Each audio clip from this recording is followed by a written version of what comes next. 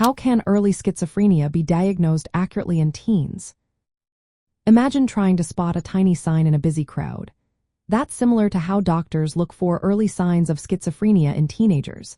It's not always obvious, but catching it early can make a big difference. When teens show unusual changes in their thoughts, feelings, or actions, professionals step in to investigate further. They start by taking a detailed history, asking about recent mood swings, behavior shifts, or new fears.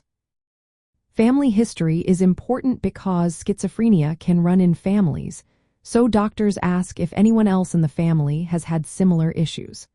A physical exam and some lab tests help rule out other causes like medical problems or drug use. Psychiatrists then observe the teen closely. They look at how the teen talks, moves, and interacts. They ask about hallucinations, which are seeing or hearing things that aren't there, and delusions, which are false beliefs the teen strongly holds. They also check the teen's mood, anxiety levels, and how well they are functioning daily.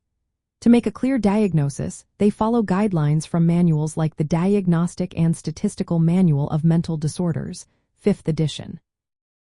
The symptoms need to last at least 6 months, with some periods of active psychosis, which means clear signs of hallucinations or delusions. Because symptoms can develop slowly, doctors often watch the teen over several months to see if patterns emerge. Early signs, called prodromal symptoms, might show up before full-blown psychosis. These can include withdrawing from friends or family, trouble sleeping, losing interest in school, or feeling unusually suspicious. Some teens might have mild hallucinations or confusing thoughts, but those can also be part of normal growing up. It's important to remember that not every teen with these signs will develop schizophrenia. Still, identifying those at risk helps with closer monitoring and early intervention.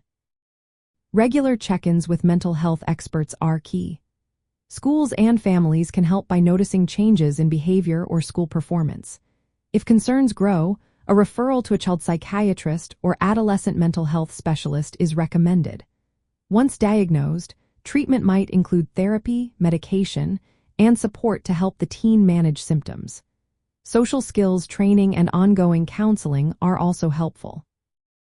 Diagnosing schizophrenia in teens is tricky because symptoms can look like other conditions such as depression or bipolar disorder.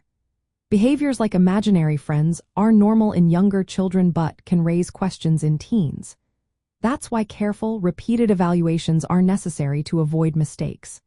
In the end, early detection involves a combination of medical exams, psychiatric assessments, and watching how symptoms develop over time. Recognizing early signs and involving professionals early can lead to better outcomes and help teens stay on track with their lives.